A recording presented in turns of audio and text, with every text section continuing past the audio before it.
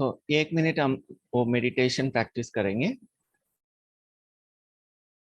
Activate your 5 senses. 5 senses. How to activate? Just observe things what is there in front of you. आंखों के सामने जो भी चीज है उसको देखिए. जो भी आवाज है कानों से सुनना है. और टेस्ट, स्मेल और जो भी आपकी फीलिंग्स आ रहे हैं, हवा का, टेम्परेचर का, कपड़े का, चेयर का. So as you observe through your 5 senses, you stop thinking about the past or the future. You come to the present moment.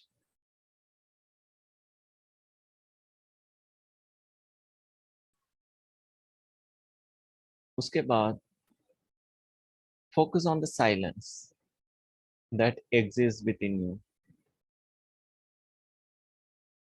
दो शब्दों के बीच में साइलेंस है, उसको अनुभव करना है. And where do you feel the silence? You may reply in the chat box. Where do you feel the silence? Inside, within you, or outside?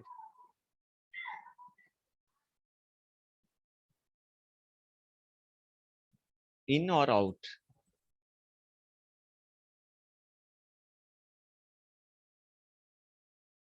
So if it is inside, does it exist all the time or sometime?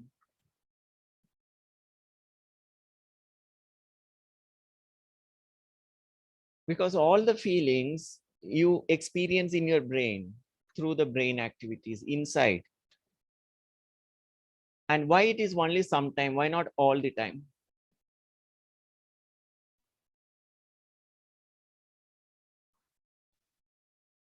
Why we don't feel this inner silence all the time? Why only sometime?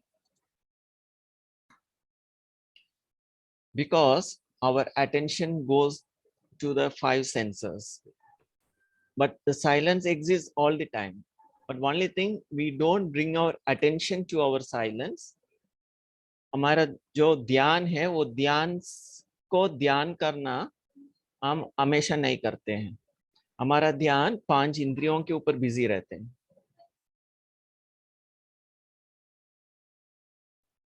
So now let us bring our attention to our own self. हम थोड़ा समय के लिए ध्यान को ध्यान करेंगे. मेरे ध्यान को ध्यान करूंगा.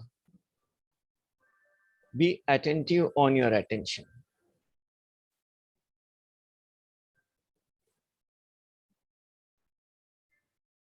And when you become attentive to your attention, you become still. आपका शरीर है ना, हिलेगा नहीं. Because it is not focusing on the 5 senses, it comes to your own awareness. आप खुद को ध्यान करेंगे ना, आपका शरीर हिलेगा नहीं.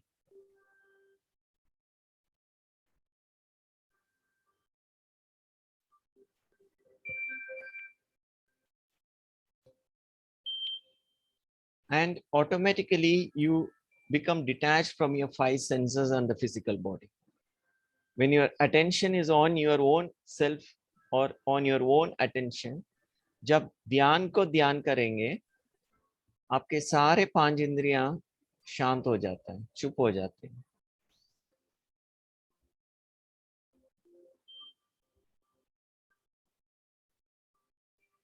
और आपका शरीर भी हिलेगा नहीं.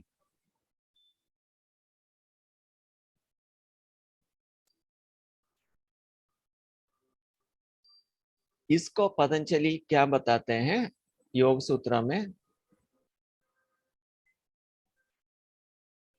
सुख आसन, सुखासना, स्थिर सुखासना. तो हम क्या करते रहे, फिजिकल बॉडी को अलग अलग पोस्चर में रखकर स्थिर कराते हैं.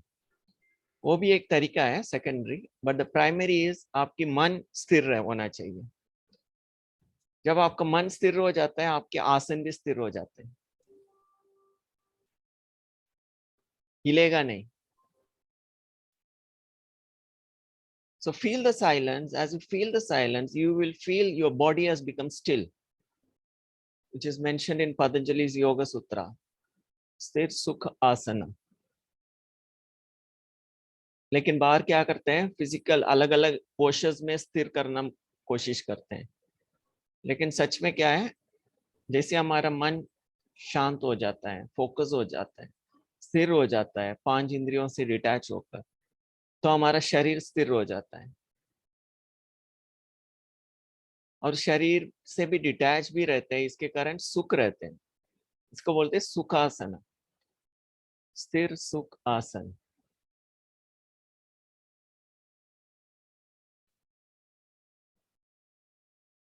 Now I want you to observe your breathing by being detached from your 5 senses, detached from your physical body. Observe the breathing. As you observe, what is that you notice? आपकी ध्यान अभी आपके श्वास के ऊपर है। अभी ध्यान से देखना, आप श्वास लेते हो या श्वास अपने आप लेते हैं? Give me the answer in the chat box. You are breathing or breathing is taking place automatically? Which is right? Are you breathing or breathing is happening automatically?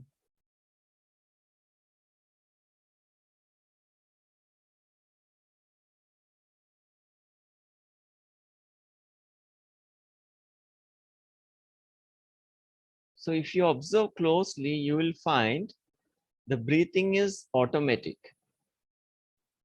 आपका प्राण शक्ति हवा को अंदर खींचता है।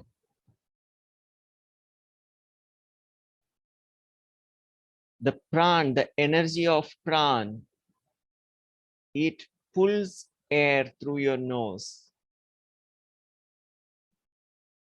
And as it pulls, your belly becomes big like a balloon. And as it throws out the air, it goes inside. जैसे अपने आप श्वास लेते हैं, ध्यान से देखना, वो प्राण हवा को अंदर खींचता है श्वास द्वारा, और वो प्राण हवा को बाहर फोर्स में बाहर फेंक देते हैं। So can you observe this? The prana, आयम, इसको प्राणायाम कहते हैं, जो अपने आप श्वास होता है, चलता है। जैसे छोटे बच्चे को भी आप नोटिस करेंगे, वो श्वास लेते हैं ना अंदर, तो पेट ऊपर आ जाता है, फिर जैसे श्वास छोड़ता है पेट अंदर जाते हैं। तो ऐसा ही सच में प्राणायाम क्या है, ऐसा नहीं एक श्वास एक नासी से अंदर खींचेंगे, दूसरे से बाहर छोड़ेंगे, उसको प्राणायाम नहीं कहते हैं। आप पतंजलि का योग सूत्र पढ़ेंगे और थोड़ा अच्छे योगी लोगों को आप पूछेंगे, वो बताएंगे प्राणायाम नेचुरल होना चाहिए, वो फोर्स से नहीं करना है।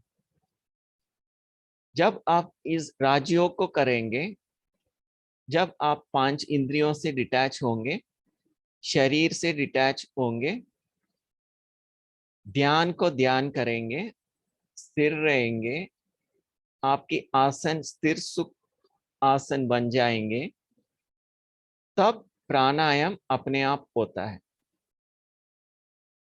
और सारे दिन यही शांति से, प्रेम से, आनंद से आप हर कर्म करेंगे। आप नोटिस करेंगे आपका हवा, आपकी श्वास ऑटोमेटिक चलते रहता है, आपको कुछ मेहनत नहीं करना है।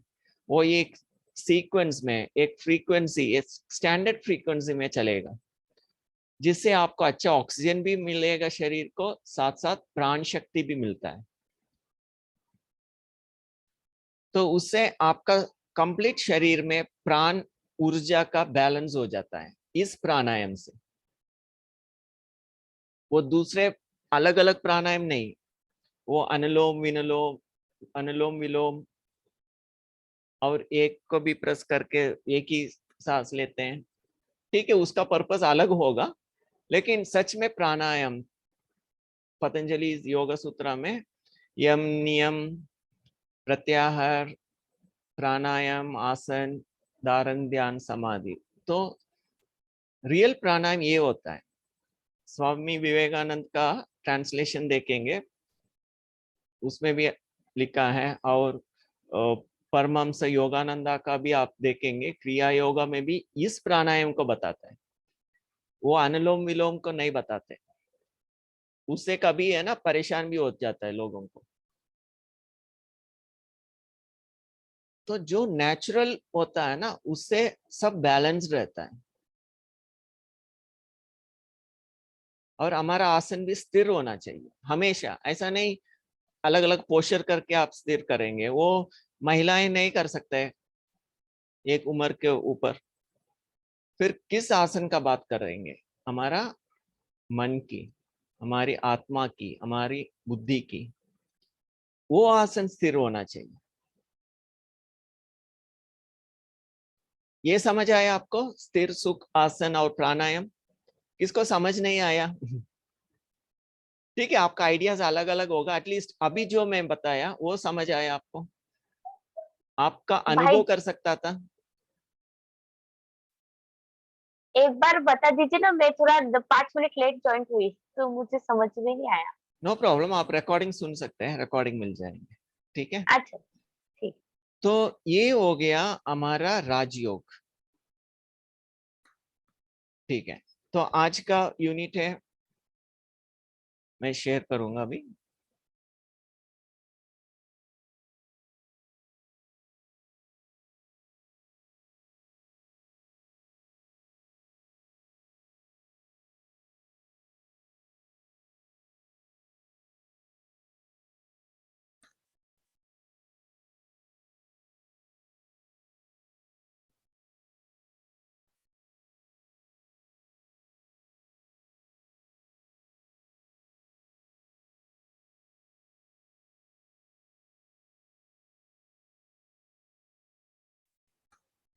तो unit 5 case studies and session review.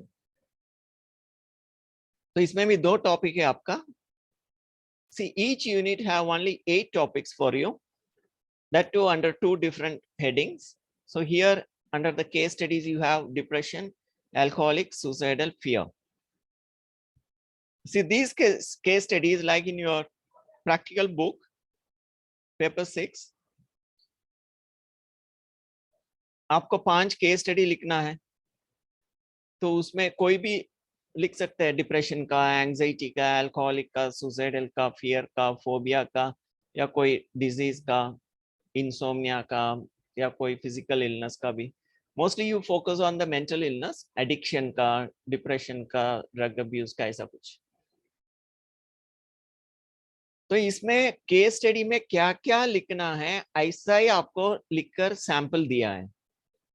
तो किसी को भी अभी भी कुछ डाउट है, ये प्री इंडक्शन क्या होता है, मेंटल स्टेटस एग्जामिनेशन क्या होता है, तो आप ये यूनिट 5 देखेंगे, उसमें आपको सैंपल्स दिया है। आपका किताब में after pre induction, after mental status examination, you will compile the data and write it in the case study. So whatever you write in a proper way, in with full sentence, with more details, whatever information you gathered from pre-induction, gathered from mental status examination, you will fill it up in the case study. Case study is nothing new, but in this case study, one thing you are adding is you do the emotional healing, like what we did in the past 2-3 sessions. You identify the various emotions which people are experiencing, and you will write down which are the emotions you have released from the mind.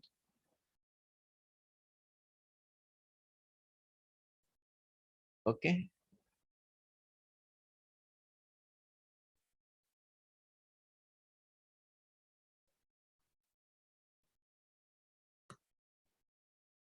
So here, to retain the healing energy forever, follow-up has to be taken. So once you finish the pre-induction, mental status examination and case study, at the end of the case study, there is a column called follow-up, your feedback. जब भी आपका session पूरा होता है उसको follow up करना पड़ेगा।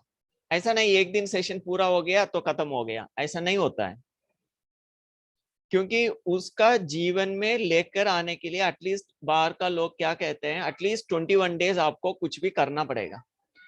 जब तक 21 डेज आप करेंगे नहीं वो आदत नहीं बनता है।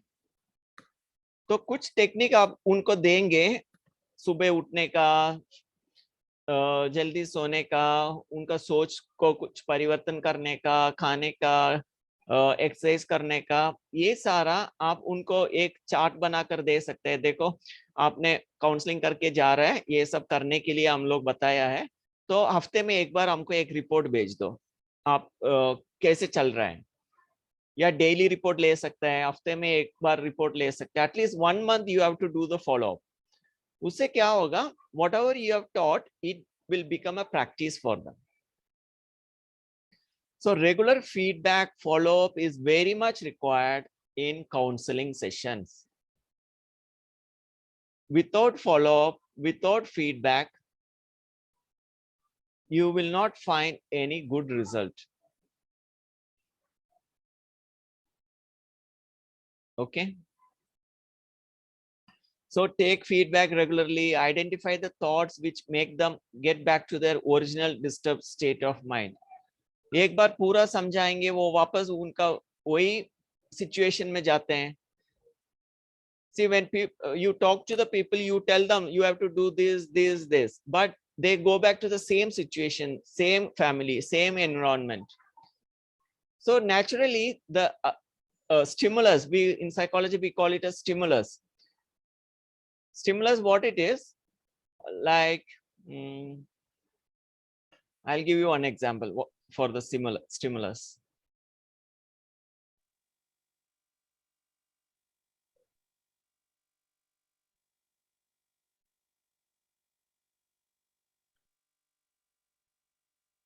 You can see the screen, classical conditioning of association learning.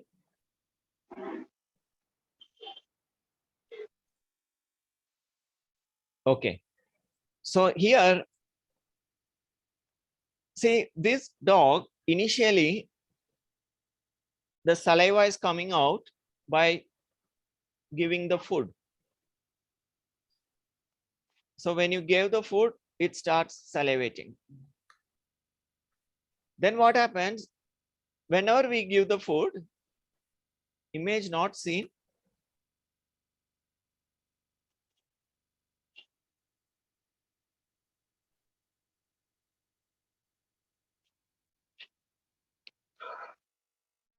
I think now is it visible?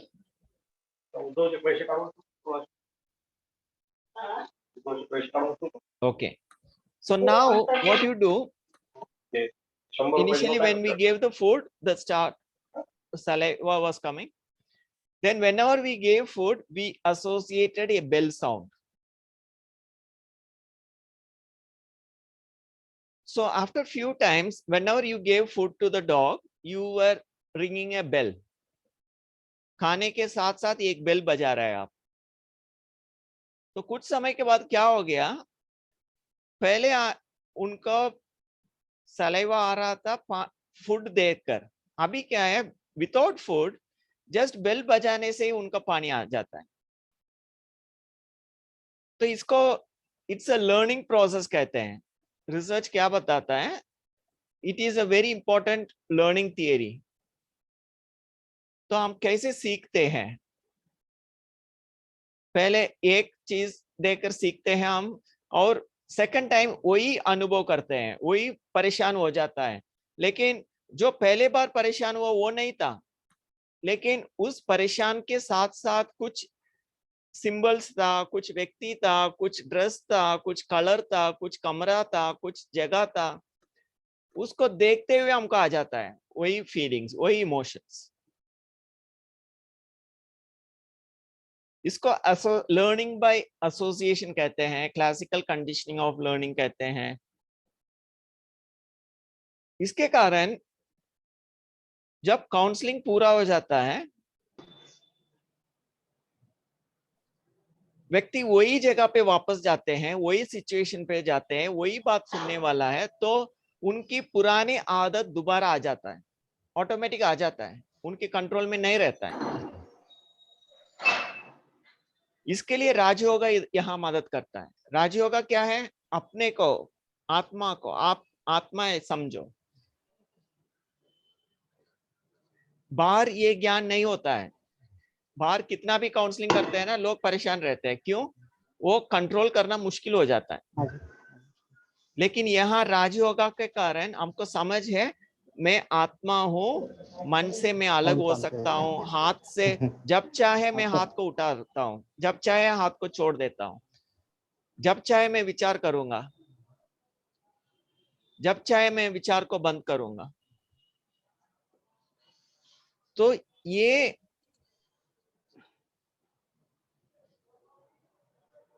मेरे कंट्रोल में होने के कारण, ये मेरे कंट्रोल में होने के कारण I can easily control these associations. जब भी खाना देते हैं, मेरे को पता है ये खाना है, मेरे को अभी उसको टेस्ट करना है। ऐसा नहीं बेल बजाते समय मेरे को है ना वो इमोशन आ जाएगा। जब मेरे ऊपर कंट्रोल नहीं होता है, फिर वो ऑटोमेटिक बहुत कुछ होता है। जब मेरे को मालूम है मैं ही सोचने वाला, मैं ही करने वाला, कराने वाला, फिर वो प्रॉब्लम्स कम हो जाता है या खत्म हो जाता है। इसके लिए इस काउंसलिंग सेशन के साथ साथ आपको राजयोगा भी प्रैक्टिस करके समझना भी पड़ेगा और लोगों को समझाना भी पड़ेगा, जिससे उनका हीलिंग जल्दी हो जाता है, उनका काउंसलिंग से फायदा ज्यादा होता है।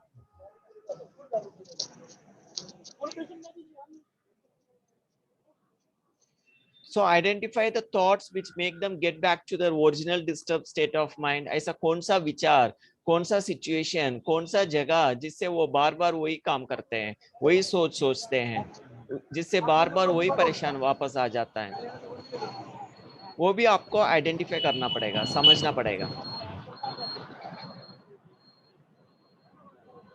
तो ये फॉलो अप भी इंपॉर्टेंट है। Stress for monitoring and change.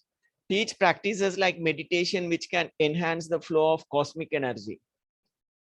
तो मैंने बोला ना, ये flow of cosmic energy, cosmic energy is nothing but it comes through the prana. जैसे हम थोड़े समय पहले प्रैक्टिस किया, just before we are practicing the pranayama. So the prana it sucks inside, you receive the energy naturally, you are not taking the energy, you are receiving the energy. You can give different names for the prana. Prana is a cosmic energy, prana is the sunlight, prana is the energy you receive from the food, prana is the God's power, God's energy, prana is from the universe. You have different names for the prana, and it happens automatically. The life force, it is happening naturally. You are living a natural life. आपको कुछ मेहनत करना नहीं है, वो energy अंदर आ जाता है, जिससे आपका सारा शरीर अपने आप काम करते हैं उस प्राण शक्ति से। इसके लिए कई एग्जाम्पल है, वो जयपुर में भी है, और भी लोग था जो बिना खाना भी जिंदा रहते हैं, क्योंकि ज्यादा सोचते नहीं है, ज्यादा फिजिकल एक्टिविटी करते नहीं है, तो उनका ज्यादा एनर्जी नहीं चाहिए। तो अपने वो प्राणायाम हम लोग प्रैक्टिस किए ना, वो एनर्जी से जिंदा रहते हैं। आपने कई ट्रीज का भी आप देखा होगा, उसको पानी रूट को देने का जरूरी नहीं है, it will observe the moisture from the atmosphere and it can live a long life. तो हम भी, जब हमारा दिमाग ज्यादा काम करने का जरूरी नहीं, फिजिकली ज्यादा एक्टिविटी नहीं चाहिए, तो दैट प्राण शक्ति is more than sufficient to live a normal life.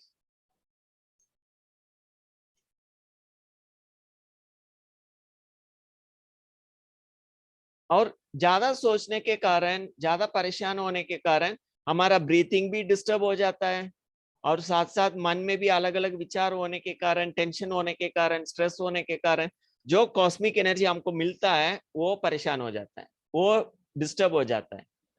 उसको वात पित्त कफ का डिस्टर्बेंस भी कह सकते हैं, होम्योपैथी का भी वो एनर्जी डिस्टर्बेंस कह सकते हैं, अकुपंक्चर अकुप्रेशर का एनर्जी डिस्टर्बेंस कह सकते हैं। ये सारा होता है स्ट्रेस के कारण। इवन फिजिकली भी हमारा एलोपैथी भी कहते हैं स्ट्रेस के कारण आप परेशान है, स्ट्रेस के कारण आपका हार्मोनल इम्बैलेंस हो जाता है. So teach practices like meditation which can enhance the flow of cosmic energy and the attention over self, and check for the regular practice. Reinforcement of future visions and associated thinking, experience in the healing garden. जैसे हम उस दिन बताया था, healing करते समय relax करके garden में ले जाइए या कोई भी जगह पे. विजुअल नहीं कर सकता है तो भी नो प्रॉब्लम, आराम से बैठ के उनका फ्यूचर दिखा सकते हैं, उसको विजुअलाइज करा सकता है, जिससे उनका ब्रेन में न्यूरॉन्स में कुछ वो एक्टिविटीज होने के कारण वो उनका दोबारा करने में दिक्कत नहीं होगा, सिर्फ विजुअलाइजेशन करने से ही. और साथ साथ you have to give motivation. वो क्यों करेंगे? आपके पास आ गया कोई बीमार है, टी करना है, लेकिन टी करके वो क्या करने वाला है? What is his motivation to live a life? क्यों वो अच्छा बनना है, क्यों उनको ठीक होना है? So you have to give explain the motivational factors. कैसे आप खुद के लिए यूजफुल रहेंगे, दूसरों के लिए यूजफुल रहेंगे, उनका लाइफ में एक मीनिंग चाहिए. वेदर टू लिव, उनका फैमिली में कुछ पर्पस ढूंढना पड़ेगा या कुछ बाहर सोशली कुछ पर्पस ढूंढना पड़ेगा, कुछ इंटरेस्ट ढूंढना पड़ेगा. बचपन में जो इंटरेस्ट से काम कर रहा था वही इंटरेस्ट दोबारा कर सकते हैं. सो लोग कई बार क्या होता है, उनके पास धन रहता है, रहने का सब कुछ रहता है, कोई डिमांड नहीं रहता है, तो वो सोचते हैं मैं क्यों जिंदा रहना है. लाइफस्टाइल सेडेंटरी लाइफस्टाइल हो जाता है, कुछ काम करने का ही नहीं है, काम है ही नहीं करने के लिए. So as a counselor, you have to teach them a purpose, a meaning for living a life. उस दिन मैंने कुछ एग्जाम्पल दिखाया था, Anita Moorjani, doctor Ben Alexander, Norman cousins, ये सभी लोग क्यों मरने के बाद भी वापस आया या मरने तक जाकर वापस आया? हीलिंग ऑटोमेटिक हो गया. कहां से? क्योंकि वो प्राण शक्ति वो लोग कैसे खींचता है? जीने की इच्छा, मेरे को करना ही है. जब उतना इच्छा अंदर आ जाता है आपको जीने के लिए, आपको उतना अच्छा लग रहा है जीने का, आपको इतना अच्छा लग रहा है लोगों को मदद करने का, आपको इतना अच्छा लग रहा है खुद खुश रहने का या दूसरों को खुशी बांटने का, आपको इतना अच्छा लग रहा है कई, है ना, अच्छे अच्छे जीवन बनाने का, अच्छे ज्ञान सुनाते हुए, अच्छे काउंसलिंग कराते हुए, लोगों का मुंह में मुस्कुराहट देखते हुए आपको अच्छा लग रहा है. तो ये सारा चीज क्या है? ये राजयोगा में भी कहते हैं, आपकी दवा से भी दुआ आपको, है ना, दवा का काम करता है. कितना आप खुश रहेंगे, दूसरों को खुशी बांटेंगे, तो वो दुआ जो मिलता है आपके पास, दूसरों के अंदर खुशी दिलाते हुए आपके अंदर कई सारा दुआ आ जाता है ना, वो दुआ है ना बहुत बड़ा दवा का काम करता है. मैं एक ना सीक्रेट बताऊंगा आपको. आपको जिंदा रहना है, ज्यादा दूसरों को मदद करो, दूसरों से ब्लेसिंग ले लो, दूसरों को खुशी दिलाओ. उससे आपका तबीयत कभी खराब नहीं होगा. आपका कोई वकील को, कोर्ट केस को पैसा भेजने का नहीं पड़ेगा, और दूसरों के लिए भी आपका, है ना, मेडिकल एक्सपेंसेस नहीं रहेगा, खुद के लिए भी मेडिकल एक्सपेंस नहीं रहेगा, क्योंकि आप उतना दवा जमा कर रहे हैं. मैं खुद, है ना, कई सारा जीवन में देखा है, जो डॉक्टर्स भी, है ना, सरप्राइज हो जाते हैं ये लोग कैसे जिंदा रहते हैं. लेकिन आप उनका जीवन में देखेंगे, वो कई लोगों को मदद करता होगा, कई लोगों से वो दुआ लेता होगा, फिर उनको, है ना, कोई बीमारी भी, कोई कुछ बीमारी नहीं होता है. तो लाइफ में एक पर्पस होना चाहिए, मोटिवेशन होना चाहिए, जिससे खुद भी खुश रहेंगे, दूसरा भी खुश रहेंगे. वो उनका, है ना, एक ड्राइव. मोटिवेशनल फैक्टर साइकोलॉजी में भी कई रीजन बताता है. तो ऐसा मोटिवेशन जब तक एज अ काउंसलर आप उनको देंगे नहीं, फिर वो आप कुछ भी करो, उनको आपने इमोशन को रिलीज कर दिया, हल्का करा दिया और काउंसलिंग कर दिया, सब कुछ बता दिया, राजयोगा कर सिखा दिया, लेकिन ये सब लेकर क्या करेंगे वो? अब सब ठीक कर दिया लेकिन वापस जाकर बैठ जाएंगे, मैं क्या करूं, कुछ करने का नहीं है, फिर वो वापस वही जगह पे। तो कितना भी हम करते हैं, अल्टीमेट पर्पस ये होना चाहिए उनके अंदर एक, ये बोलते हैं ना, निराश वालों को आश का दीप जलाओ, आशाओं का दीप जलाना है हम। तो मरने वाला भी है ना जिंदा हो जाता है। कई सारे एग्जाम्पल है, मैं है ना आपको धीरे धीरे एक एक वीडियो भेजते रहूंगा। ये रियल लाइफ है, रियल देखा हूं मैंने। जो डॉक्टर्स है ना, उनको भी आश्चर्य लगता है ये कैसे जिंदा रहता है। तो ये प्राण शक्ति, इच्छा शक्ति है, ठीक है, जीने का, वो आपको कोई बीमारी आने नहीं देगा। तो ऐसा आपको फॉलो अप होना चाहिए जिससे वो व्यक्ति भी महसूस करे उनका जीवन है ना, जीना बहुत जरूरी है।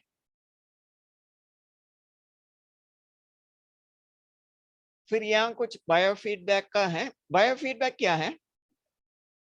अभी डॉक्टर्स भी क्या करते हैं, आप कोई भी कुछ प्रॉब्लम लेकर हॉस्पिटल जाओ, तुरंत वो बोलेंगे ये टेस्ट लो, ब्लड टेस्ट करो।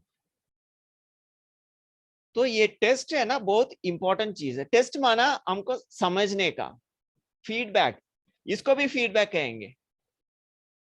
कोई बीमार है, पहले ब्लड टेस्ट कराया, कुछ बैक्टीरियाज है, वायरस है, फिर ट्रीटमेंट दिया, फिर दोबारा ब्लड टेस्ट कराएंगे जिससे हमको मालूम होगा वो बैक्टीरिया वायरस अभी है या खत्म हो गया। ऐसा ही आप भी काउंसलिंग जब करते हैं आपको भी फीडबैक लेना पड़ेगा, आपका काउंसलिंग कैसे हुआ। उसका कई सारे इंस्ट्रूमेंट्स है, फिजिकल इंस्ट्रूमेंट्स है, मेंटल इंस्ट्रूमेंट्स है। फिजिकल बोले तो नॉर्मल आपका बीपी मेजर करते हैं, वो भी एक फीडबैक इंस्ट्रूमेंट है। आप मेडिटेशन करने के पहले आपको बीपी चेक किया, हाइपरटेंशन है, मेडिटेशन करने के बाद या एक हफ्ते के बाद दोबारा आप चेक कर रहे हैं बीपी, तो आपको समझ आ गया अच्छा मैं ऐसा ऐसा किया, मेरा बीपी कंट्रोल में आ गया। शुगर, अभी इंस्ट्रूमेंट्स मिलता है, शुगर चेक कर सकता है। ऐसा ही हॉस्पिटल्स में ईईजी होता है, हमारा ब्रेन का फ्रीक्वेंसी मेजर करने वाला, ईसीजी होता है, हार्ट का फ्रीक्वेंसी मेजर करने वाला। कभी गैल्वेनोमीटर होता है हमारा, जीएसआर मीटर्स, आपकी कितना रिलैक्स रहते हैं, आपका स्किन का रेजिस्टेंस कम हो जाता है। और जैसे कल बताया, साइकोलॉजिकल असेसमेंट, डिप्रेशन का स्केल है, एंगर का स्केल है, ये सारा आप जब मेडिटेशन सिखाएंगे या कुछ काउंसलिंग कराएंगे, कुछ भी करने के पहले एक टेस्ट लेना ही है आपको। या कोई फिजिकल बीमार वाला आ गया, डायबिटीज वाला आया, हाइपरटेंशन वाला आया, उनके पास ऑलरेडी मेडिकल रिपोर्ट होगा फाइल में, तो उसका कॉपी ले लो आप, ठीक है, आपका रिपोर्ट का कॉपी दे दो हम समझने के लिए। फिर उनको आप काउंसलिंग कराओ, मेडिटेशन कराओ। फिर कुछ समय के बाद वो खुद अपने आप, डॉक्टर बोला होगा कुछ बोलेंगे, 2 महीना या 1 महीने के बाद उनको टेस्ट कराने के लिए, तो वो टेस्ट का भी रिपोर्ट ले लो आप, तो आपको कंपैरिजन होगा पहले क्या था अभी क्या है। तो ये है ना, एक सिस्टमेटिक अप्रोच है आपका, जिससे आप 10 व्यक्ति को ऐसा किया, आप तुरंत एक आर्टिकल पब्लिश कर सकते हैं, देखो मैं इस बीमारी का ऐसा ऐसा किया, इस पहले का इनका रिजल्ट ए था, बाद में ए हो गया। और साथ साथ ये लिख सकते हैं वो बीच में क्या क्या मेडिसिन ले रहा था, ये क्या है। रिसर्च माना ऐसा नहीं मैं जो कर रहा हूं वो सही होगा। रिसर्च माना आपने जो भी ऑब्जर्व किया उसका रिजल्ट ए है, और उसके ऊपर आगे लोग उसके ऊपर काम करेंगे। तो रिसर्च माना एक सिस्टमेटिक आपने किया, पहले का रिजल्ट ले लिया, बाद में का रिजल्ट लिया, और बीच में आपने कुछ इंटरवेंशन दिया, मेडिटेशन सिखाया, काउंसलिंग कराया, उनका फीडबैक लिया, वो भी एक डाटा हो गया आपका। सो बायो फीडबैक अलग अलग तरीके का है। आपका दिनचर्या का भी रिपोर्ट ले रहे हैं, वो भी एक फीडबैक है। बायो फीडबैक माना फिजिकली बीपी चेक कर सकते हैं, पल्स चेक कर सकते हैं, शुगर लेवल चेक कर सकते हैं, ऐसा कई सारा चीज चेक कर सकते हैं आप फिजिकली भी। टेम्परेचर चेक कर सकते हैं, ठीक है। सो these biofeedbacks are also very important in your case study. Fine. तो और एक मैं बताऊंगा। सी ये सब चीज में आपको एक चीज याद रखना, relaxation is very very very important. आप जब व्यक्ति आपके पास आते हैं, आपको वो आपकी बात नहीं सुनेगा। मैं आपको एक सिंपल एग्जांपल बताऊंगा। मैं जब ग्लोबल हॉस्पिटल में था, एक हार्ट पेशेंट था, तो I was a counsellor there. तो डॉक्टर ने मेरे को बताया उनको थोड़ा काउंसलिंग करा। मैं बोला ठीक है, मैं गया उधर, लेकिन वो व्यक्ति उतना गुस्से वाला था, वो नहीं चाहते मेरा बात सुनने का। वो बोला कुछ नहीं चाहिए, ये नहीं चाहिए, ऐसे सब बोल रहा था। Because he was lying there, उनका वो आईवी फ्लूइड चल रहा था, तो और बेड में लेट रहा था। तो मैंने बोला ठीक है, आप कुछ मत सुनो, मैं आपको थोड़ा ना सुलाऊंगा, रिलैक्स कराऊंगा, सिर्फ आप, मैं बोलते जाऊंगा, आप सुनते रहो बस। तो उनका दूसरा उठ के नहीं जा सकता क्योंकि वो आईवी फ्लूइड चल रहा है, तो वो लेट रहा था, मैं बैठ के, क्योंकि डॉक्टर ने बोला तो मेरे को करना है। तो मैं बोला ठीक है, वो गुस्सा भी करने दो, मैं करूंगा उनको रिलैक्सेशन करने, फिर तो मैं रिपोर्ट लिखूंगा मैंने किया बोल के। तो मैंने जैसे उस दिन मैं आपको रिलैक्स कराया ना, progressive relaxation, head to toe relax कराया, फिर वो आदमी थोड़ा रिलैक्स हो गया था। फिर उनको मैंने बोला ठीक है, आप और थोड़ा डीपनिंग किया, जैसे मैं आपको डीपनिंग और स्टेप्स के द्वारा दिखाया, तो और गहरा रिलैक्सेशन हो गया, शरीर उतना है ना हिलता नहीं है। फिर उनको गार्डन में लेकर गया, उनसे मैं कुछ बात ही नहीं किया, उनको मैं बिठाया, परमात्मा से शक्ति लिया, अपने को आत्मा समझने के लिए मैं कराया, शरीर को हल्का बना दिया। फिर उनको वो ऐसे ही सो गया, मैं छोड़ के चले गया। फिर मैं बीच बीच में जा रहा था, तो मैं उसके बाद मैं चले गया। फिर 2 दिन के बाद मैं जब उधर था, वो व्यक्ति आया, तो वो डिस्चार्ज होकर चले गया। फिर वो वापस आया ट्रीटमेंट के लिए, वो दवा चेंज करने का, ये दवा क्या, वो वीकली मंथली टेस्ट होता है ना, उसके लिए। फिर उन्होंने मेरे रूम में आया, काउंसलर रूम में आकर मेरे को मिला। वो बोला आप उस दिन कराया, मेरे को उतना अच्छा लगा, मेरे को और एक बार कराओ। फिर उधर एक इजी चेयर था, उधर बिठा कर दोबारा कराया उनको। फिर वो बोला ये चेयर में और भी बहुत अच्छा है, मेरे को ये चेयर भी है ना, कहाँ मिलेगा बता दो, मैं ऐसा एक चेयर भी ले लूंगा। तो वो व्यक्ति कितना गुस्से वाला था उस दिन, एक रिलैक्सेशन के बाद उनका चेहरा सब बदल गया, उनकी बोलने का तरीका, वो फिर मुस्कुराते रहता था। तो मैं ये क्यों बोल रहा हूँ, ये काउंसलिंग, क्योंकि जो लोग बड़े होता है, वो सोचते हैं हम जीवन में सब कुछ देख लिया, अभी नया क्या सीखेंगे आपसे। और जो उम्र वाला होता है, उनको कुछ बोलने का भी मन नहीं लगता है, आप कुछ भी बोलेंगे हाँ हाँ बोलेंगे, कुछ सुनेगा भाई भी नहीं। तो आपको क्या करना है, कुछ भी नहीं करना है, सिर्फ रिलैक्सेशन करो। और इस रिलैक्सेशन में और बहुत कुछ चीज है, वो मैं बाद में धीरे धीरे बताऊंगा। सिर्फ ये नॉर्मल रिलैक्सेशन नहीं है, इसमें बहुत कुछ होता है। मैं आपको एक वीडियो भेजूंगा, स्पिरिचुअल काउंसलिंग सेंटर बोल के, हमारा ग्लोबल हॉस्पिटल माउंट आबू में, कल्पना बहन उसका इंचार्ज है।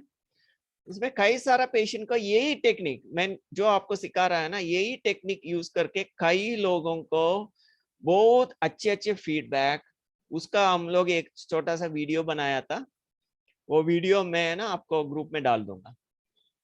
उसमें कई चीज है, थोड़ा ध्यान से देखेंगे ना, आपको इस रिलैक्सेशन के बारे में लास्ट में कुछ चीज है, मैं अभी नहीं बोलता हूँ, देखूंगा कौन उसको देखकर पूछने वाला है, ठीक है।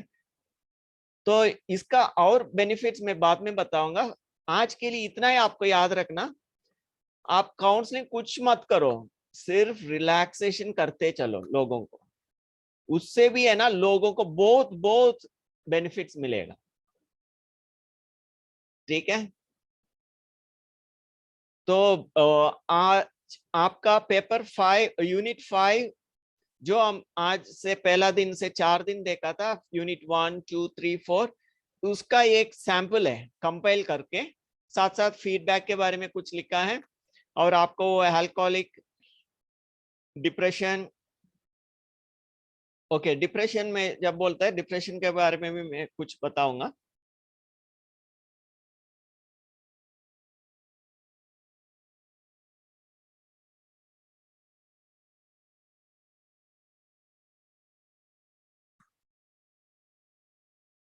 I hope you all able to see this slide, 5 stages of loss. See, any person who is experiencing depression or sadness, they undergo these 5 stages. Depression किसको होता है, उसका भी बड़ा कहानी है, धीरे धीरे सीख जाएंगे, ऐसा नहीं आप है ना सब कुछ एक साथ सीख लेंगे, जितना आप करेंगे करते जाएंगे बहुत कुछ आप सीखते जाएंगे। तो इनिशियली आप सोचा होगा ये बहुत बड़ा लग रहा है, प्री इंडक्शन है, ये है वो है, कुछ मत करो, आप सिर्फ रिलैक्सेशन करते जाओ लोगों को, उससे ही बहुत सीख जाएंगे आप। सिर्फ राजयोग का मेडिटेशन सिखाओ, उससे बहुत कुछ सीख जाएंगे। फिर धीरे धीरे काउंसलिंग का, कुछ लिखने का, ऐसा धीरे धीरे है ना हम सीखते हैं, करते करते सीखेंगे। तो ये डिप्रेशन का one of the reason is, हम बचपन से ही है ना कई बार लोगों का जीवन में फेलियर अनुभव किया होगा, इनफैक्ट फेलियर नहीं, शायद सच में फेलियर नहीं था, लेकिन वो महसूस किया और समझ लिया वो फेलियर है, तो एक बार किया, 2 बार किया, तीसरा बार वो सोचते हैं अच्छा हमेशा मैं फेलियर हूं, हमेशा फेल हो जाता है, तो उनका वो आश है ना निराश हो जाता है, the hope becomes hopelessness. And most of the time people who come to you for depression, they have this pattern, जैसे हम पहला यूनिट में देखा ना, पैटर्न आ जाता है, और एक पैटर्न ऑफ होपलेसनेस। तो अभी भी वो सोचते हैं ये नहीं होगा, मेरे से नहीं होगा, नहीं हो जाता है, तो उनका एक आदत बना दिया वो। हम किसी को ब्लेम करना नहीं है, उनको ऐसा है, everyone has their own weakness situation, मैंने बोला ना साइकोलॉजिकल, बायोलॉजिकल, सोशल फैक्टर्स, नहीं तो सब चाहते हैं खुश रहना है, फिर भी लोग दुखी क्यों रहते हैं, क्योंकि because of psychology, biology and social factors. तो किसी को हम है ना गलत ऐसा नहीं बोल सकते, कितना भी बड़ा क्रिमिनल हो। हम लोग अभी एक नया कोर्स कर रहा हूँ, जुवेनाइल जस्टिस, जुवेनाइल साइकोलॉजी बोल के, उसमें यही कहते हैं कितना भी बड़ा क्रिमिनल हो उसका भी एक कुछ कारण बनता है। कारण क्या है? Psychological factor, biological factor, social factor. Mostly वो बचपन में भी बच्चे लोग क्यों क्रिमिनल आदत होता है, उनका एक पॉवर्टी हो, रिच हो, उसका ज्यादा फर्क नहीं है, लेकिन उस पॉवर्टी के साथ जब उनकी वातावरण भी ऐसा बन जाता है, तो हमेशा डेली देखते रहते हैं लोग है ना, वही काम करते हैं, गलत करते रहते हैं, तो उनको सही क्या है गलत क्या है वो मालूम ही नहीं होता है, फिर वो गलत करना शुरू करते हैं। तो वातावरण बहुत इंपॉर्टेंट है। हमारा जीन का भी जब वो एक्सप्रेस करते हैं उसका भी वातावरण चाहिए। Even for the gene to express certain disease at certain age, it needs the atmosphere, surrounding situations. तो ऐसा देखा जाए तो इंसान को हम ब्लेम नहीं कर सकते कहां भी। तो यहाँ भी होपलेसनेस क्यों होता है, हम उनको ब्लेम करना नहीं है, ठीक है, होपलेसनेस उनका जीवन में ऐसा आदत बना दिया, लेकिन अभी उनको समझाना है, अभी सब कुछ बताना पड़ेगा, इंफॉर्मेशन देना पड़ेगा। सो ये डिप्रेशन क्यों होता है? जॉब चले गया, कोविड में कभी लोग मर जाते हैं, जॉब चले जाता है, तो बहुत बड़ा जॉब में रहा। मेरे पास एक मैनेजर आया था, वो बहुत बड़ा काम कर रहा था, बहुत बड़ा मैनेजर था, अचानक उनको जॉब से निकाल दिया। तो उनको वाइफ भी लेकर आया उनको। तो क्या है उनका सिम्टम्स? वो डिनायल, पहले वन, फर्स्ट वन डिनाई, वो एक्सेप्ट ही नहीं हो रहा है मेरा जॉब चले गया बोल के। वो वापस वही ऑफिस में जाते थे, वही सीट में बैठते थे, जैसे ऑफिस जाता था ऐसे ही जा रहे थे सुबह, और वहां ही सीट में बैठते थे। सो डिप्रेशन होने का पहला चीज क्या होता है? कोई भी लॉस हो गया, डिप्रेशन हो, लॉस हो, वरी हो, एंजाइटी हो, not anxiety, worry, sadness, loss, depression.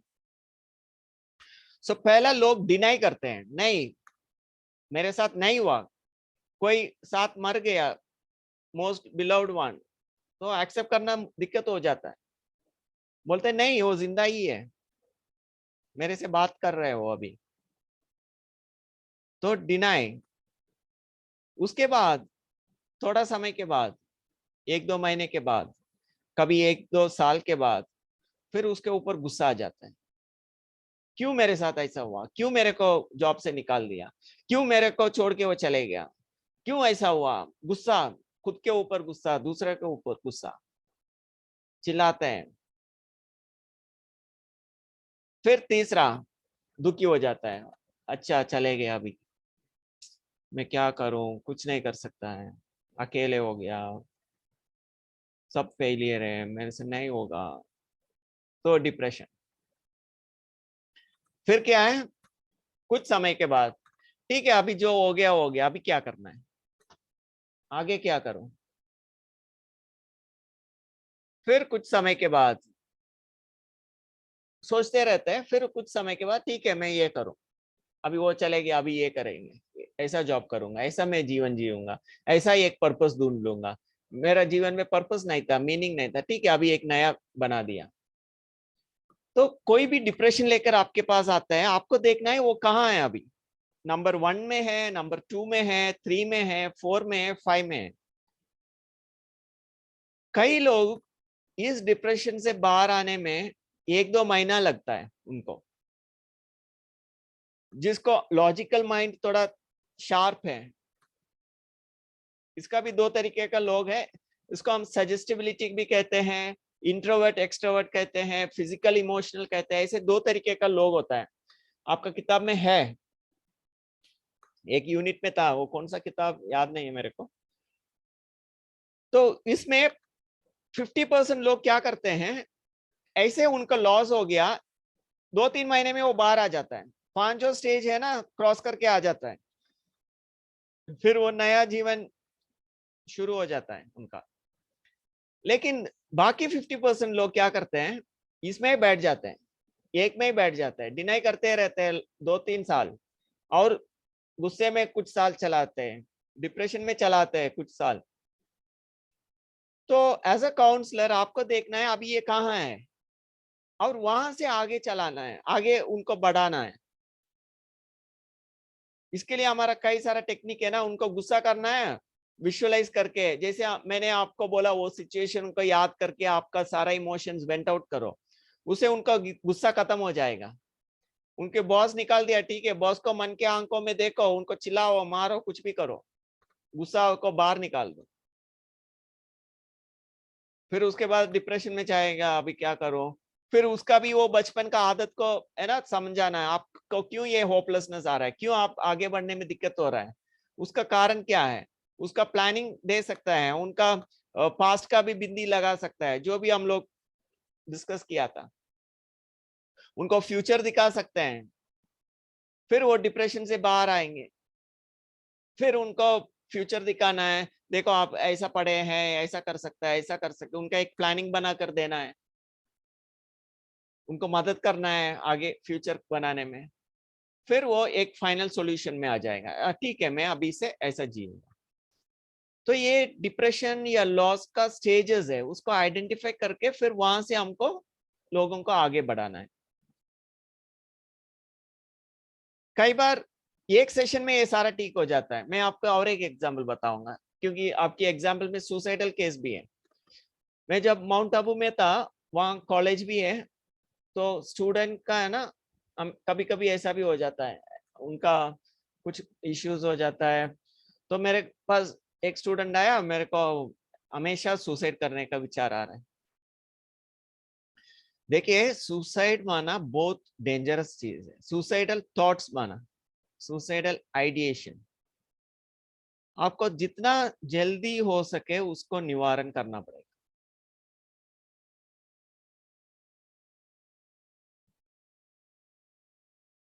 क्योंकि हमको पता नहीं है वो कब क्या करेंगे।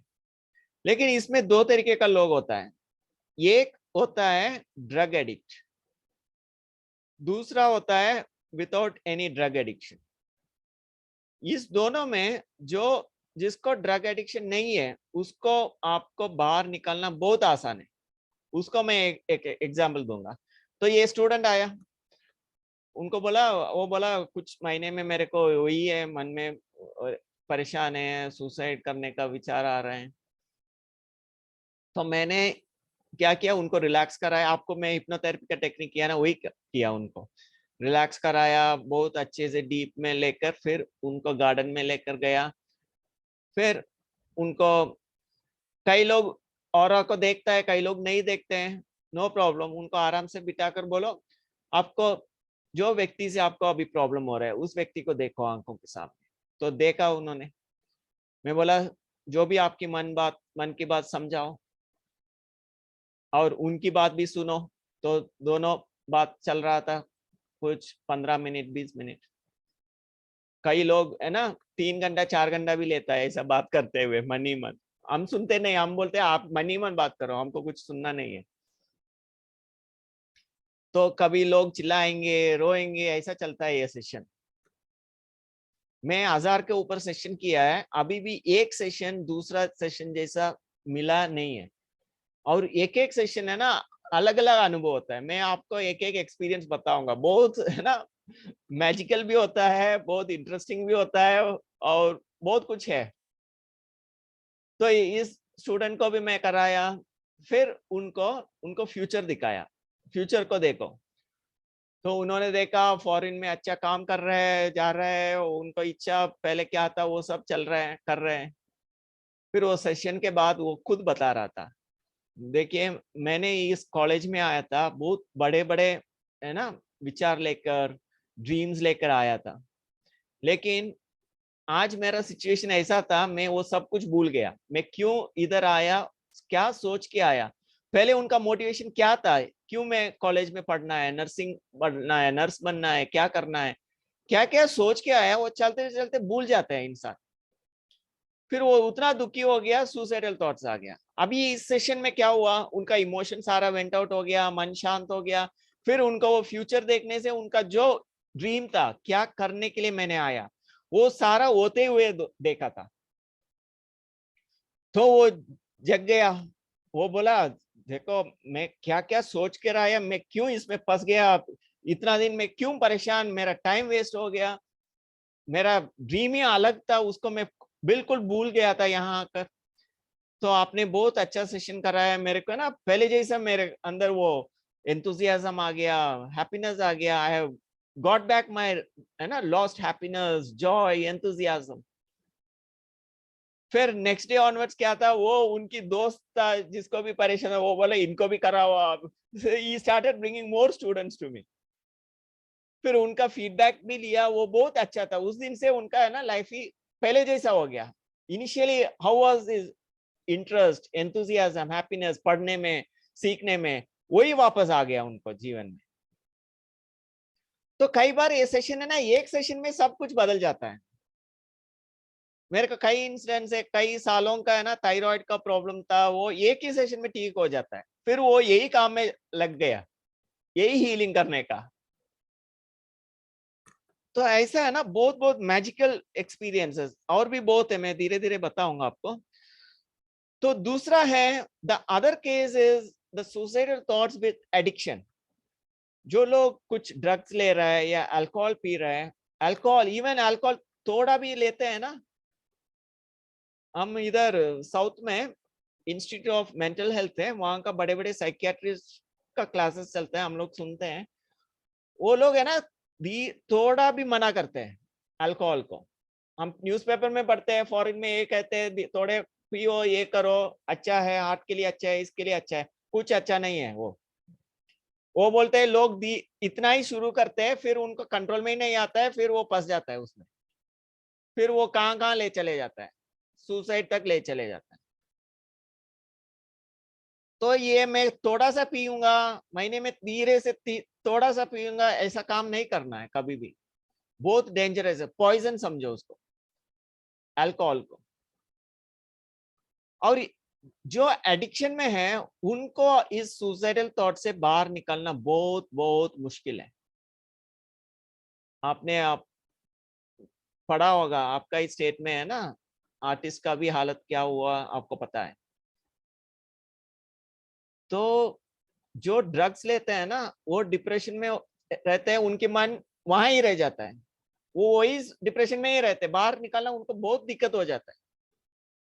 तो उनके लिए क्या करना है, पहले डी एडिक्शन करना पड़ेगा, उनको डी एडिक्शन सेंटर में एडमिट करना पड़ेगा, उसके लिए अलग ट्रीटमेंट होता है, उसका मैनेज करना है, डी एडिक्शन होना है, साथ साथ आपका काउंसलिंग चलेंगे।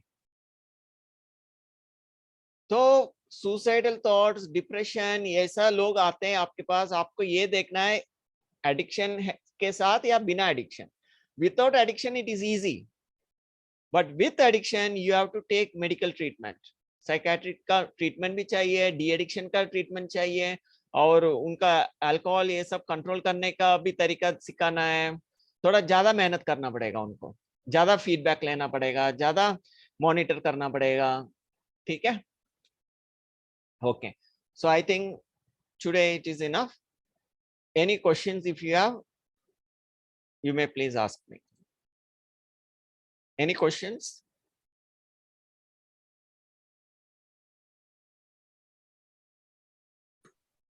सर रिलैक्सेशन टेक्निक जरा हमको थोड़ा और थोड़ा बताना है। वो पहला दिन मैंने कराया ना, पहला first day and second day. हाँ सर, उसका तो और थोड़ा प्रैक्टिस कराएंगे तो आपको हमको मिल जाएंगे वो ऑडियो ना, रिकॉर्डिंग मिल जाएगा आपको। ठीक है, तो और कुछ क्वेश्चंस है? पर्सन डिप्रेशन में है, हम कैसे पता कर सकते हैं? इसके लिए मैंने वो 5 स्टेजेस दिखाया ना। पहले डिनाई करते हैं, पहला चीज उनको एक लॉस हो गया होगा, कोई मर गया होगा या कोई जॉब छूट गया होगा जिससे वो परेशान रहते हैं, तो that itself A symptom of depression. फिर उसके बाद सेकंड, उसको मना करते हैं, मेरे साथ नहीं हुआ। दूसरा, वो 5 स्टेजेस मैंने लिखा है ना, उसको देखकर ही आपको एक आइडिया मिल जाएगा क्या क्या होता है डिप्रेशन है। तो जो नॉर्मल काम करते हैं ना वो नहीं होगा, ठीक है, एक दिन हम दुख रहता है, 2 दिन रहते हैं, वो प्रॉब्लम नहीं है, वो डिप्रेशन नहीं है। लेकिन 1 हफ्ते तक चलता है, 1 महीने तक चलता है। आवाज आ रही है मेरी? हेलो। हाँ हाँ हाँ विकास। अभी हम डिप्रेशन में या कोई व्यक्ति की अगर समझो कुछ मेडिसिन चल रहा है ओके। तो और हम उसका काउंसलिंग कर रहे हैं और बाद में उसको अच्छा लगा और फिर उसने मेडिसिन खाना ही बंद कर दिया, तो मतलब वो कहता है कि अभी मुझे अच्छा लग रहा है, अच्छा लग रहा है, और फिर बाद में देखिए क्या हो ऐसा जाता है? है, कभी भी आप किसी को दवा बंद करने के लिए नहीं बोलना है, उनको बोलना है ठीक है आपको अच्छा लग रहा है, आप जहां से दवा ले रहे हैं उस साइकेट्रिस्ट के पास जाओ, उनको बता दो मैं ऐसा ऐसा मेरा जीवन का लाइफस्टाइल चेंज किया, अभी मेरे को अच्छा लग रहा है, मेडिटेशन कर रहा हूँ, अच्छा लग रहा है, तो आप दवा कम करो। तो साइकेट्रिस्ट वो उनकी तरफ से चेक करेंगे, बात करेंगे, देखेंगे सब कुछ चल रहा है ठीक है, तो वो दवा को धीरे धीरे धीरे कम करेंगे, एकदम कम नहीं करेगा वो। क्योंकि उस दवा क्या करते हैं, हमारा कुछ हार्मोन कमी के कारण दिमाग में कुछ हार्मोन का कमी होता है ना, उसको बैलेंस करने के लिए वो दवा खा रहे हैं।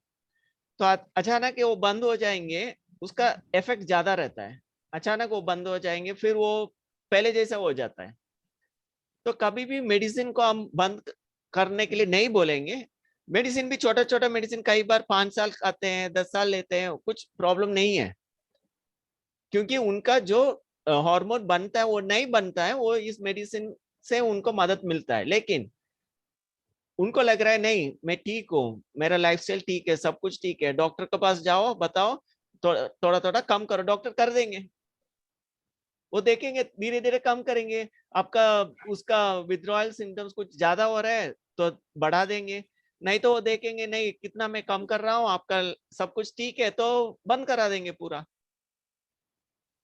ठीक है। ठीक है। हेलो भाई। यस जी, बताइए। Hello hello. हाँ हाँ, सुन रहा हूँ, हाँ, बताइए। आवाज सुने आ रही है। कोई डिप्रेशन में है, वो अपन पहचानते हैं उनके बिहेवियर से ओके, कि ये व्यक्ति डिप्रेशन में है, लेकिन वो मानता नहीं देखिए इसमें और उसका ये एक चीज हमको अग्रेसिव समझना है। है, किसी को एज अ काउंसलर हम नहीं बोल सकते हैं आपको डिप्रेशन है, आपको एंजाइटी है, आपको ये है वो है, ये है ना एक तरीके का लेबलिंग कहते हैं। तो as a counsellor we are not authorised to say anyone you have depression anxiety. हाँ, नहीं सर, लेकिन मुझे उसके क्या लिए हम बोलना क्या था। करेंगे, नहीं मैं पूरा कर दूंगा। आपके सामने कई सारे हॉस्पिटल्स होते हैं, वहां क्लिनिकल साइकोलॉजिस्ट होता है या साइकियाट्रिस्ट होता है। वो लोग क्या करेंगे, जैसे मैंने असेसमेंट बताया, ये प्रॉपर असेसमेंट वो लोग करेंगे। हम लोग क्या है, सिर्फ समझने के लिए, मैंने आपको ट्रीटमेंट काउंसलिंग कर रहा हूँ, उसका पहला स्टेज क्या है, बाद में क्या है, वो समझने के लिए हम लोग कुछ डिप्रेशन स्केल जो मैंने भी आपको लिंक दिया था उससे कुछ डाटा गैदर कर रहे हैं। लेकिन उससे हम किसी को नहीं बोलेंगे आपको ये ज्यादा है वो ज्यादा है बोल के, उसको प्रॉपरली हाँ, नहीं, साइकियाट्रिस्ट अपन ने वो बताएंगे। मैं बोलने का नहीं है नहीं, उनको। एक मैं थोड़ा पूरा करूंगा। तो ओके। उसको क्लिनिकल साइकोलॉजिस्ट या साइकियाट्रिस्ट प्रॉपर टेस्ट करके they are authorised to confirm they have depression और एंजाइटी। हम लोग है ना, हमको ज्यादा देखना नहीं उनका डिप्रेशन है एंजाइटी है, हम समझ लिया ठीक है उनको ऐसा कुछ बात है, हम जनरल बात बताएंगे, लाइफस्टाइल चेंज कराएंगे, कुछ मेडिटेशन सिखाएंगे और कुछ मॉनिटर करेंगे, उनको अच्छी चीज बताएंगे, रास्ता दिखाएंगे। हमको ये है ना इम्पोर्टेंट नहीं है उनको डिप्रेशन है, एंजाइटी है, डायबिटीज है, कैंसर है, ये हमारा काम नहीं है। Okay okay. और दूसरा, सारा ये डिप्रेशन का ये सबका एक साइकोलॉजी के लिए डीएसएम बोल के एक मैनुअल है, और ICD international classification of diseases WHO का भी है, और ये डायग्नोस्टिक मैनुअल भी है डीएसएम, अभी 5 उसका वर्जन 5 चल रहा है, आपको गूगल से भी मिल जाएंगे वो। उसमें डिप्रेशन माना क्या होता है, उसका सिम्टम्स क्या होता है, ऐसा ऐसा है। लेकिन मैंने देखा है, हम हॉस्पिटल में जाते हैं ना, हम ये साइकेट्रिस्ट लोगों को मिलते हैं, वो लोग बताता है इवन वो आईसीडी डीएसएम मैनुअल वो है ना अप्रोक्सीमेट है, वो देखकर हम किसी को नहीं बोलेंगे आपको डिप्रेशन है। तो प्रैक्टिकल जो करते हैं ना उनका मेजरमेंट अलग है, वो देखेंगे अभी एडीएचडी है बच्चों को, तो एटलीस्ट 1 साल वो ऐसा उनका व्यवहार होना चाहिए, और ऐसा सिमिलर सिचुएशन में ऐसा वो बार बार ऐसा सिमिलर सिचुएशन में 2-3 सिचुएशन में वो ऐसा व्यवहार करता है। ऐसा है ना, अलग अलग तरीके से एंगल से एनालाइज करके फिर उनको बताते हैं ये हो सकता है, फिर भी वो है ना फाइनल नहीं करते हैं, क्योंकि हर इंसान हाँ, का लाइफस्टाइल सब कुछ अलग है। हम किसी को नहीं बोलेंगे आपको डिप्रेशन है, आपको एंजाइटी है, आपको ये है वो है बोल के। ठीक है। Okay okay, thank you. Okay, Azeem sir, वो जो प्रैक्टिकल का बुक है यस। तो उसमें जो प्री इंडक्शन का दिया गया है, तो इसमें फिजिकल, मेंटल और जो सेकंड पॉइंट है इसमें letter childhood, pre puberty through adolescence है, तो इसमें जो बी पॉइंट में विथ पेरेंट्स ये जो इंटरेक्शन करना है मना उनके साथ केस के बारे में। या बड़े लोग हैं तो उन खुद से पूछ सकते हैं, छोटे बच्चे हैं तो फिर पेरेंट्स से ही पूछ के लिखना पड़ेगा। अच्छा, तो जैसे छोटे बच्चे हैं तो पेरेंट्स से पूछ के लिखना पड़ेगा। तो जैसे मेंटल प्रॉब्लम में हमने ये लिख दिया है कि उनको जैसे सोने के लिए जाते हैं तो जल्दी नींद नहीं आती है। तो ओके, हम ये पूछ सकते हैं कि उनको ऐसा इंटरेक्शन कर सकते हैं कि जैसे कि आपको ये पता है क्या कि ये समस्या जो है आपके बेटे को कब से है, और आपके घर का जो वातावरण है, एटमॉस्फेयर है, ये कठोर है, नम्र है, शिस्तप्रिय, जैसे पक्षपातपूर्ण। तो इस तरह से क्वेश्चन जैसे लिखना है इसीलिए पूछ रहे सर। तो इस तरह से कर सकते हैं, और कुछ जैसे करेक्शन देना चाहेंगे आप? से हम कोई भी चीज है ना डायरेक्ट उनको, ये भी है ना, हम धीरे धीरे काउंसलिंग में देखेंगे, हम किसी को है ना डायरेक्ट नहीं बताएंगे इस वजह के कारण इस ऐसा ऐसा हो रहा है। ये भी है ना, थोड़ा आपको इनडायरेक्टली बोलना पड़ेगा। इसके लिए काउंसलिंग में क्या होता है, पहले हम सुनेंगे, फिर हाँ। धीरे धीरे जैसे रैपो बिल्डअप हो गया, फिर धीरे धीरे बोलेंगे देखो आप ये कर रहे हैं ना, इसमें थोड़ा गलत है, उसको कॉन्फ्रंट करेंगे। फिर वो तो ये स्टेजेस ऑफ काउंसलिंग में मे बी हमारा नेक्स्ट किताब में ये सारा देखेंगे। तो आप इंफॉर्मेशन अभी है ना, इंफॉर्मेशन गैदर कर सकते हैं, लेकिन आप सीधा नहीं बोलेंगे इसके कारण ये है। जी सर। थोड़ा सोच समझ कर है ना, we also as a counsellor we also have to see, we don't blame anyone. Okay sir. और ऐसा बोलना है उनको लगना चाहिए अच्छा ये भी हो सकता है, ओके वो सर। धीरे धीरे सीख जाएंगे आप। हाँ, ठीक है सर, बट वो जो प्रैक्टिकल बुक में लिखना है तो इस तरह से ऐसे फिलअप करना है क्या ऐसे? हाँ, आपने किसी का नाम नहीं लिखेंगे, सिर्फ इनिशियल लिखेंगे ना तो सब कुछ लिख सकते हैं, क्योंकि किसी को अच्छा। मालूम होगा आपने किसके बारे में लिखा बोल के। हाँ हाँ। ओके तो सर। पूछते समय सब कुछ पूछ कर लिख सकते हैं। Okay sir. इसके लिए थैंक आपका यू। किताब में किसी में नाम नहीं होगा, इनिशियल लिखा होगा। हाँ सर। ठीक है। सर अभी नेक्स्ट सेशन जो हमारा रहेगा वो नेक्स्ट मंडे रहेगा। यस। तो अभी हमारे पास कितना है, सैटरडे संडे में 2 दिन है। हाँ, तो मेरे ख्याल से सभी स्टूडेंट्स ने एटलीस्ट मतलब 1-2 केसेस तो करना चाहिए ना। तो क्योंकि ये फिर से रिपीट सेशन अभी नेक्स्ट इसमें तो अलग ही रहेगा। फिर ये आपने जो प्रैक्टिकल और ये काउंसलिंग एंड मेंटल हेल्थ दोनों भी किताबें आपने एक साथ मतलब अच्छी तरीके से समझाया है क्या है, तो एटलीस्ट उसको स्टार्ट तो कर सकते हैं ना अभी। एटलीस्ट ये केस भी करेंगे, अच्छा है ना, आपको याद रहेगा क्या क्या हम डिस्कस किया बोल एक के। तो केस हमने खुद का किया है। हाँ, हाँ, आपने बोला था सेल्फ का, सही है। तो ये किया है। तो अभी नेक्स्ट एक और एक केस कर और एक करे सकते तो हैं। अच्छा है। ओके। सर इसका सैंपल मिलेगा सर एखादा, सैंपल प्री इंडक्शन का, स्टडी का? ये यूनिट 5 में पूरा है आपका सैंपल्स, डिप्रेशन का है, सुसाइडल का है, अल्कोहल का है। क्योंकि प्री इंडक्शन में जो सेकंड में जो ABCDEFGH लिखा है, हाँ, पॉइंट है। मेरे 30 पॉइंट्स, अलग अलग पॉइंट्स है ना, उसका सैंपल चाहिए। वो कुछ भरने का थोड़ा समझ में नहीं आ रहा है सर। वो देखिए आप कोशिश ऐसा करूंगा। कर लो, अभी यूनिट 5 में हम लोग कंप्लीट केस स्टडी लिखा है ना, उस केस स्टडी में जो है उसका ही प्री इंडक्शन में आप देखेंगे। प्री बुक इंडक्शन में क्या कर, है, जैसे आप किसी से पूछा, उन्होंने बोलते हुए आप पूरा सेंटेंस नहीं लिख सकते हैं ना, 1-2 पॉइंट लिखेंगे, फिर उसको आराम से बैठ के आप केस स्टडी में कहानी के रूप में लिखेंगे। तो ये केस स्टडी प्री इंडक्शन दोनों एक ही है। केस स्टडी जो pre induction mental status examination में आप करते हैं ना, वही चीज केस स्टडी में आप लिखेंगे। केस स्टडी कुछ नया नहीं है, लेकिन केस स्टडी में कुछ एडिशन क्या है, आप काउंसलिंग करते हैं, हीलिंग करते हैं, उसका भी आप ऐड कर देंगे।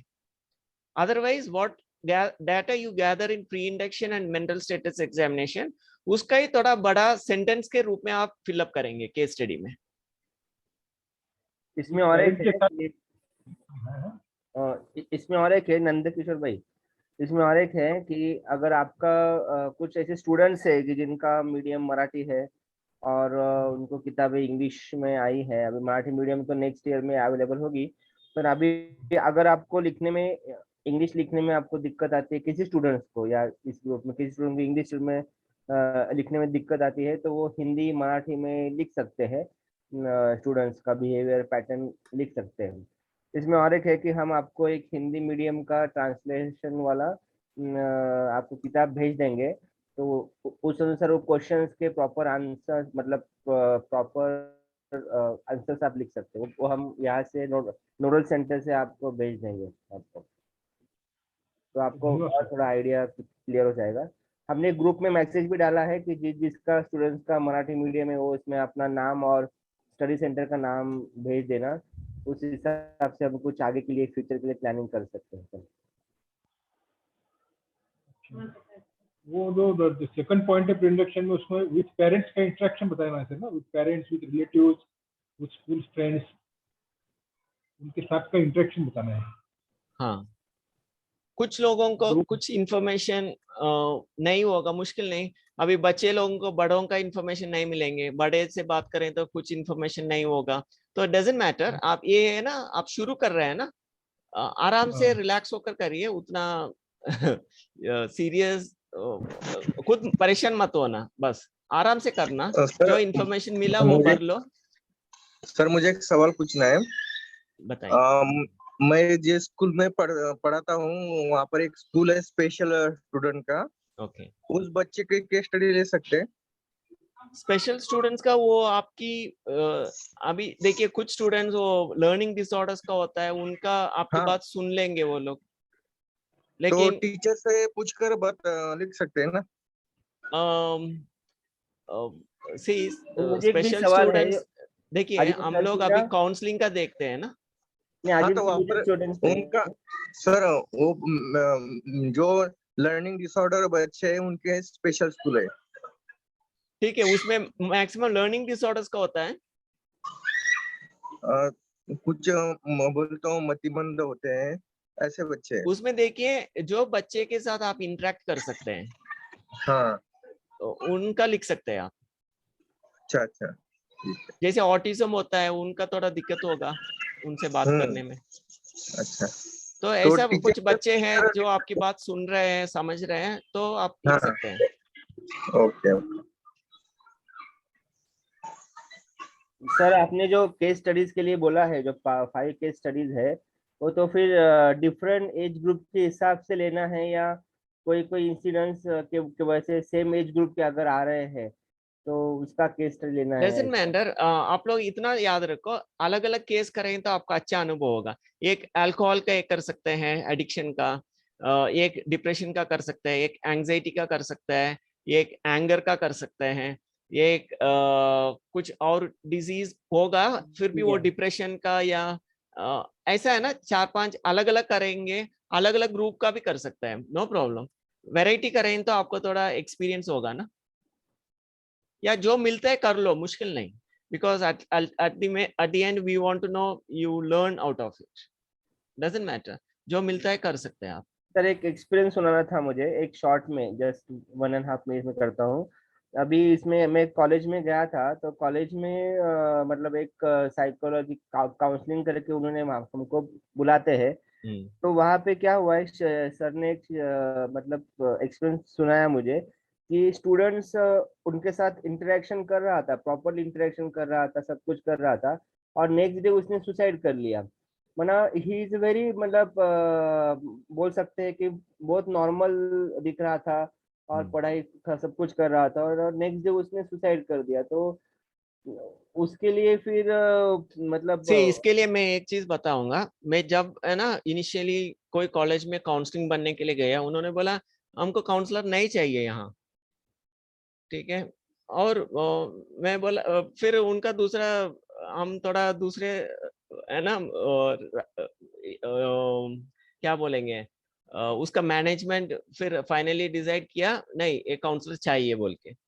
तो जब मैं गया था, हम लोग भी सोच रहा था, या सभी सोच रहे थे क्या काउंसलिंग करना है, काउंसलिंग में क्या बात है, कितने बात करेंगे ऐसा।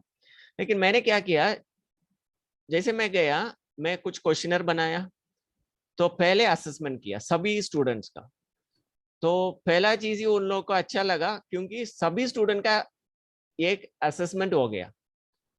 तो उसमें मैं क्या क्या रखा था, डिप्रेशन रखा, अटैचमेंट का रखा, स्टडी स्किल्स का रखा था।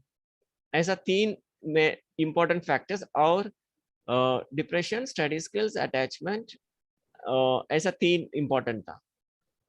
फिर उस कोर्स से मेरे को मालूम पड़ा किसको ज्यादा डिप्रेशन है, किसको स्टडी स्किल्स का प्रॉब्लम है, किसको ये रिलेशनशिप इश्यूज है, अटैचमेंट इश्यूज है। फिर मैंने क्या किया, कुछ सेशन कॉमन ले रहा था, ऐसे जनरल लाइफस्टाइल का बात मैं कॉमन ले रहा था, लर्निंग स्किल्स कॉमन सेशन ले रहा था, लेकिन वो असेसमेंट के हिसाब से मैं एक एक को बुलाकर बात कर रहा था। कभी उसमें से भी 2-3 लोगों को एक साथ बुलाऊंगा मैं, क्योंकि जिसको स्टडी स्किल्स का है ना ज्यादा दिख रहा है, तो उस 4-5 लोगों को अलग बुलाकर उनको ये मेडिटेशन का सिखाता था मैं, जिससे कंसंट्रेशन बढ़ जाता है, मेमोरी बढ़ जाता है, अटेंशन बढ़ जाता है। फिर वो डिप्रेशन वालों को इंडिविजुअली बुलाकर उनको कुछ हीलिंग करा रहा था, उनका कुछ इश्यूज का इंडिविजुअली डील कर रहा था। तो इससे क्या होता है, मैं जब ज्वाइन किया उससे मैं 1.5 साल तक ये सेशन पूरा ही नहीं हुआ, ठीक है। और उनको भी मालूम पड़ा ये इतना जरूरी है काउंसलिंग। तो पहले क्या था, क्या करेंगे, कुछ नहीं चाहिए, काउंसलर नहीं चाहिए, लेकिन जैसे करते करते आया, उनका रिपोर्ट का मैं है ना फाइल बना रहा था, उनका रिपोर्ट का लिख रहा था, उनको रिपोर्ट मंथली रिपोर्ट भेज रहा था, इतना काउंसलिंग हुआ, ये सेशन किया, ऐसा ऐसा। तो उनको लगा ये बहुत जरूरी है, और सारा स्टूडेंट्स का आपका मालूम पड़ जाता है, और इंडिविजुअली है ना उनका पढ़ने का इम्प्रूवमेंट, उनका घर में कुछ प्रॉब्लम्स है उसका आपने टैकल किया, कॉलेज में प्रॉब्लम है टैकल किया, पढ़ने में दिक्कत है टैकल किया, और उनका पढ़ने का तरीका उसको ठीक किया। फिर आपको मालूम होगा उस समय मैं जब था, उस समय वो डिप्लोमा नर्सिंग था, उसमें सब एक स्टूडेंट छोड़ के सभी लोग अच्छे मार्क लेकर पास हुआ था। तो ये चीज है ना, आप स्कूल में कॉलेज में ठीक है अच्छे से बात किया, एक दिन ऐसा हुआ, क्योंकि ये हमको इसके लिए असेसमेंट इंपॉर्टेंट है, तो उनसे रिकॉर्डिंग भी मिल गया हमको। फिर उनसे बीच बीच में हम एटलीस्ट बच्चों को 2-3 बार मिलना है, बात करना है, और फ्रेंड्स भी हमको रेफर करते हैं, देखो ऐसा ऐसा, ठीक है। तो फिर भी मैं नहीं बोलूंगा ऐसा ना इससे आपका पूरा सुसाइडल बंद हो जाएंगे, वो भी नहीं, एटलीस्ट 90% आप कंट्रोल करेंगे, ठीक है। Hello, yes yes sir. Being a clinical psychologist, I would like to put some light on the issue. Yes See, like a counselor doesn't got the diagnostic criteria for suicidal tendencies. या As far as suicidal tendencies are concerned, there are 3 dimensions needs to be taken care of. या One would be biological, one would be neurotic, and one would be psychotic.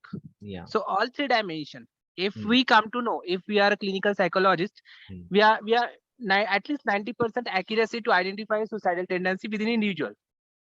Whatever case sir has projected, it was something like that. The individual who is going through suicidal tendencies tend to show a normal behavior. Okay. It will not show you the exact kind of negative behavior, negative thoughts. When he's very confirm about suicide, he'll behave very normally. Yes. So this is the issue with that case. If that would have been counseled by a clinical psychologist, so that child could have been saved. Yeah. So that's what importance is, interaction with the students, Yes, interaction with the people. So then they will open up. That's what counseling, the first thing is rapport building. So Yes. unless you develop as a college counselor, you should have a good rapport with all the kids, all the children. मैं अभी भी I go to counseling for second standard, third standard, fourth standard, fifth standard, you know, I go and take classes for them, and every student will come and share, even in the public, what the problem they are facing at home, what are the difficulties they are facing in the school, because the teachers, they do not know, for them they are not studying, they are doing something else. But when I had this individual in the sense group session, even in the group, because children, they don't feel hesitant to speak out. See, as a grown up, as an adolescent, they may hide something to talk in group. But here what I did, because they are small children, I publicly, and I make them come and speak, so that everyone, they will come and say, घर में मेरे को ये problem है, घर में माँ ये करते हैं, बाप ऐसा करते हैं, मेरे को पढ़ने में टाइम नहीं मिलता है. Then I ask them, what is the solution? So among the students itself, they give a solution. ऐसा कर सकते हैं, ऐसा कर सकते हैं, माँ को बोल सकते हैं, समझा सकते हैं. फिर टीचर भी नोट कर दिया, अच्छा उनको मैं, है ना, पेरेंट्स को भी हम कुछ बताएंगे. So you, as a counselor, main thing is the rapport building. When the rapport is built, then people come out, open up with everything. The more interactions, communication, that is what more important as a counselor.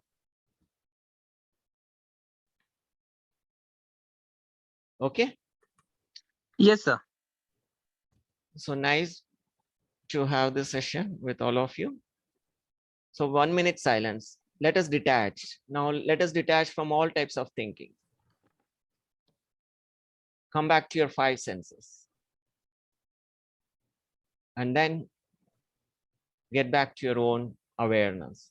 Dhyan ko dhyan karna. Be attentive on your attention. In a relaxed way, no tension. The more you focus on the silence, that is the attention.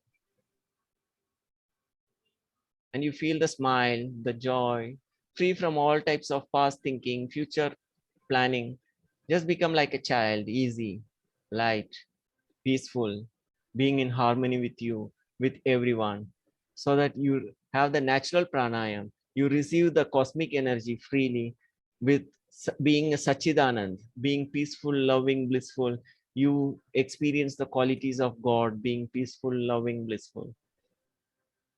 And with these qualities, you interact with everyone at home, at school, college, job. So you have a good night's sleep, peaceful sleep. Even before sleep, practice this, detach, and with the joy, connect with the Supreme, connect with the God, and have a very good sleep. Thank you. Good night. Om Shanti.